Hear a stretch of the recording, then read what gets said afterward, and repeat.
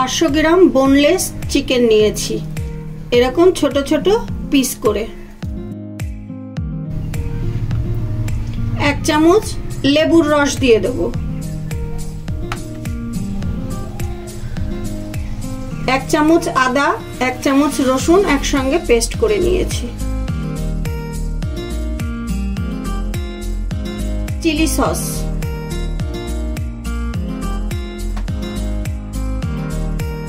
Soya sauce, tomato sauce, গোলমরিচ গুঁড়ো, গরম মশলা গুঁড়ো, Kashmiri red chilli powder, chilli flakes, পরিমাণ মতো নুন, পরিমাণ মতো অয়েল, সাদা তেল। ভালো করে মেখে নেব।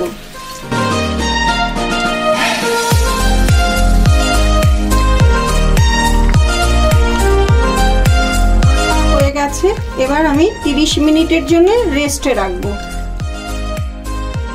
ঢেকে দিলাম। 30 মিনিট হয়ে গেছে, এবার আমি ঢাকাটা তুলে নেব। একটা ক্যাপসিকাম কিউব করে কেটে নিয়েছি, দিয়ে দেব। দুটো পেঁয়াজ এভাবে ফালি করে নিয়েছি, দিয়ে দেব। মিশিয়ে নেব।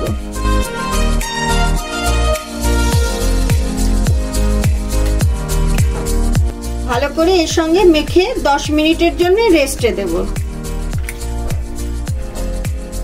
মশলাগুলো ক্যাপসিকাম আর পেঁয়াজের সঙ্গে যাতে মিশে যায়। ঢেকে দেব 10 মিনিটের জন্য। কাঠিগুলো 10 মিনিট জলে ভিজিয়ে রাখবো, যাতে ভাজার সময় পুড়ে না যায় কাঠিগুলো, তাই জলে দিয়ে রাখছি। 10 মিনিট হয়ে গেছে, আমি এবার এগুলো কাঠির মধ্যে দিয়ে নেব। আমি আমার পছন্দ মতো দিয়ে নিচ্ছি, আপনারা আপনাদের পছন্দ মতো দিয়ে নেবেন।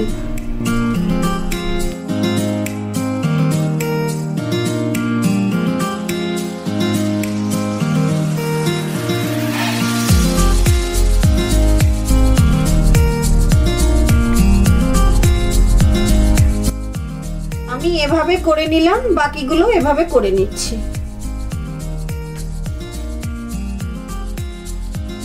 চিলি সস, একটুখানি ব্রাউন সুগার নিয়েছি, আপনারা হোয়াইট সুগারও নিতে পারেন। একটু সাদা তেল দিয়ে দেব। এটা উপরে যখন ওই টিক্কাটা ভাজবো তখন গ্রিস করার জন্য দেব।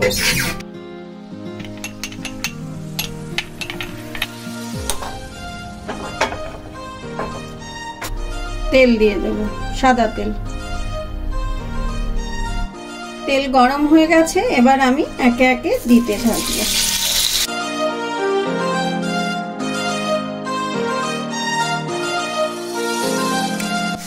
যে সসটা বানিয়ে রেখেছি সে অল্প অল্প করে গ্রিস করে দেব।